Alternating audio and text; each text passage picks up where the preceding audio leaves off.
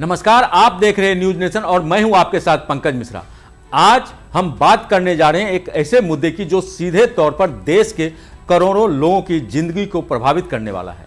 यह मुद्दा है 8वें वेतन आयोग का। जी हां, वही आयोग जिसका इंतजार देश के करीब 65 लाख केंद्रीय कर्मचारियों और 69 लाख से ज्यादा पेंशनर्स को लंबे समय से है। पिछले कुछ वर्षों में महंगाई लगातार बढ़ी है, रोजमर्रा के खर्चों में भारी इजाफा हुआ है। ऐसे में सरकारी कर्मचारियों और पेंशनर्स के बीच यह सवाल बार बार उठता रहा है कि क्या उनकी आय भी इसी अनुपात में बढ़ रही है? क्या उनकी सैलरी और पेंशन उनकी ज़रूरतों को पूरा करने के लिए पर्याप्त है? यही वजह है कि जैसे ही 8वें वेतन आयोग को लेकर चर्चा तेज हुई, कर्मचारियों के बीच एक नई उम्मीद जागी। एक उम्मीद की इस बार उनकी आर्थिक स्थिति में बड़ा सुधार होगा, एक उम्मीद की उनकी सैलरी में ऐसा इजाफा होगा जो महंगाई के दबाव को कम कर सके। लेकिन सवाल यह भी है कि क्या ये उम्मीदें हकीकत बनेगी? क्या सरकार सभी मांगों को मान लेगी या फिर कुछ मांगों को ही मंजूरी मिलेगी? और सबसे अहम, इसका असर देश की अर्थव्यवस्था पर कितना पड़ेगा?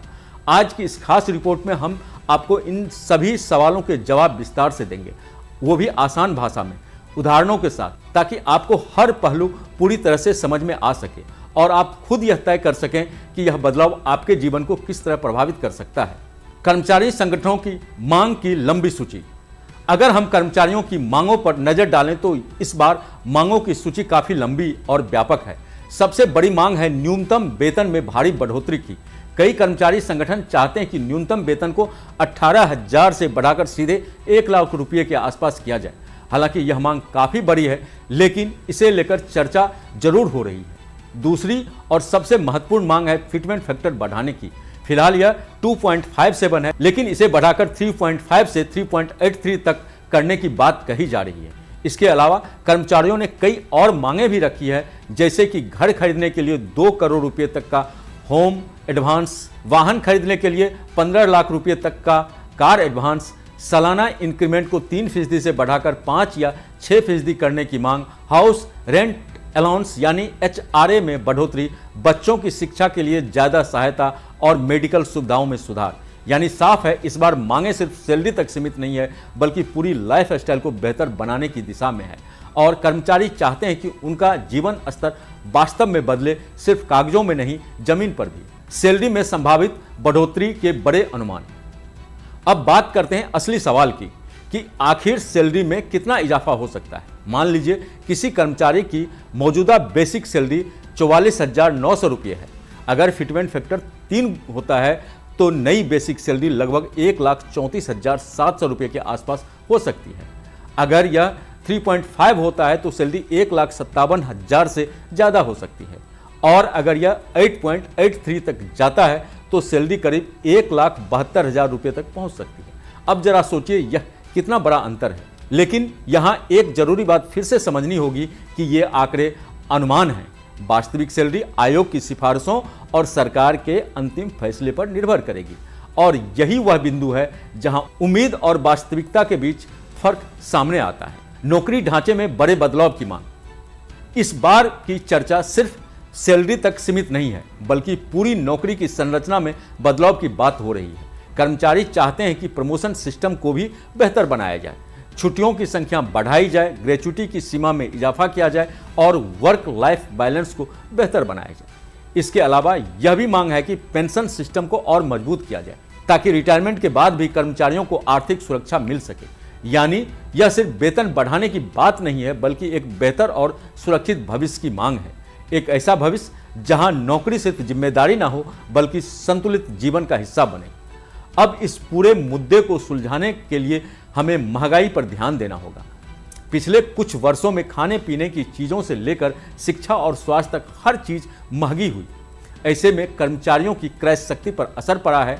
यही वजह है कि वेतन आयोग से जुड़ी हर मांग में महंगाई का मुद्दा सबसे ऊपर रहता है। डीए बढ़ाने के बावजूद कर्मचारियों का कहना है कि बेसिक सैलरी में बड़ा बदलाव जरूरी है, क्योंकि वही सभी भत्तों का आधार होता है और जब तक बेसिक नहीं बढ़ेगा तब तक वास्तविक राहत महसूस नहीं होगी। पेंशनर्स को भी मिलेगा सीधा लाभ।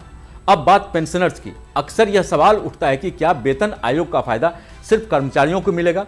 तो जवाब है नहीं, पेंशनर्स को भी इसका सीधा फायदा मिलता है, क्योंकि पेंशन भी बेसिक सैलरी के आधार पर तय होती है। बेसिक बढ़ेगा तो पेंशन भी बढ़ेगी। इसके अलावा फैमिली पेंशन और अन्य लाभों पर भी असर पड़ेगा। यही वजह है कि 69 लाख से ज़्यादा पेंशनर्स की नज़र इस आयोग पर है। उनके लिए यह फैसला सिर्फ आर्थिक नहीं बल्कि जीवन की सुरक्षा से जुड़ा हुआ है। अगर हम पिछले वेतन आयोग को देखें तो हर बार बड़ा बदलाव देखने को मिलता है। छठे वेतन आयोग ने ढांचा बदला, 7वें ने फिटमेंट फैक्टर लागू किया। अब हर बार मांगें बड़ी होती हैं लेकिन अंतिम फैसला संतुलित होता है। इस बार भी जानकार यही मानते हैं कि एक बैलेंस निर्णय लिया जाएगा जो कर्मचारियों और सरकार दोनों के हितों को ध्यान में रखेगा। अब सबसे बड़ा सवाल, क्या सभी मांगें मानी जाएगी? इसका जवाब आसान नहीं है क्योंकि हर मांग का आर्थिक असर होता है। अगर सभी मांगें मान ली जाती हैं तो सरकार पर भारी बोझ पड़ सकता है। इसलिए आयोग हर मांग का विश्लेषण करेगा और फिर संतुलित सिफारिश देगा ताकि ना तो कर्मचारियों की उम्मीदें टूटे और ना ही आर्थिक संतुलन बिगड़े। अर्थव्यवस्था पर पड़ेगा बड़ा प्रभाव। इस पूरे फैसले का असर सिर्फ कर्मचारियों तक सीमित नहीं रहेगा बल्कि पूरी अर्थव्यवस्था पर पड़ेगा। सैलरी बढ़ेगी तो खर्च बढ़ेगा, बाजार में मांग बढ़ेगी लेकिन सरकारी खर्च भी बढ़ेगा, यानी विकास और दबाव दोनों साथ साथ होंगे। और यही वह संतुलन है जिसे संभालना सबसे बड़ी चुनौती होगी। आम जनता पर भी इसका असर पड़ सकता है।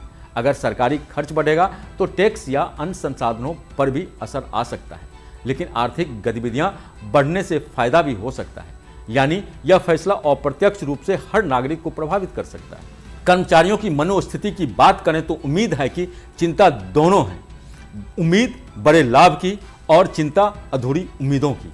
कई संगठनों ने सरकार से जल्द फैसला लेने की मांग की है ताकि अनिश्चितता खत्म हो सके। जानकारों का मानना है कि सरकार को व्यवहारिक और संतुलित फैसला लेना होगा। फिटमेंट फैक्टर में मध्यम बढ़ोतरी सबसे संभव विकल्प माना जा रहा है, जिससे कर्मचारियों को राहत भी मिले और सरकार पर ज़्यादा दबाव भी ना पड़े। अब आगे क्या होगा? आयोग डेटा जुटाएगा, रिपोर्ट बनाएगा और फिर सरकार अंतिम फैसला लेगी।